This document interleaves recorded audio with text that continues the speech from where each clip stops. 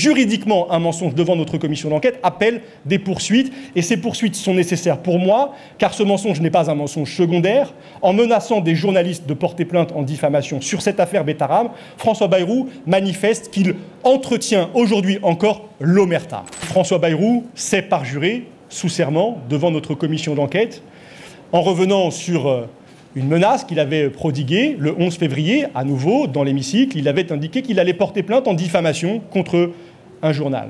Je l'ai interrogé le 14 mai sur cette intention et il m'a répondu en indiquant qu'il envisageait à cette date de porter plainte contre le journal Mediapart pour un article qui a été écrit le 12 mars 2025, donc un mois plus tard. Vous comprenez bien qu'en affirmant le 11 février vouloir porter plainte pour un article qui n'avait été ni écrit ni publié, François Bayrou a menti.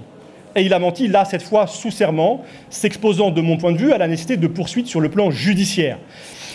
Constatons qu'on peut mentir dans l'hémicycle de l'Assemblée. Les conséquences, là, sont politiques. J'ai voté hier une censure de François Bayrou, notamment sur la base de ce mensonge. Mais juridiquement, un mensonge devant notre commission d'enquête appelle des poursuites, et ces poursuites sont nécessaires pour moi, car ce mensonge n'est pas un mensonge secondaire. En menaçant des journalistes de porter plainte en diffamation sur cette affaire Betaram, François Bayrou manifeste qu'il entretient aujourd'hui encore l'omerta.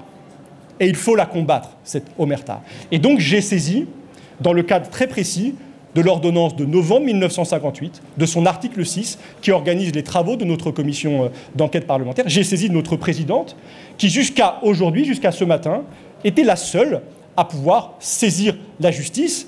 Désormais, c'est la prérogative du bureau de l'Assemblée nationale.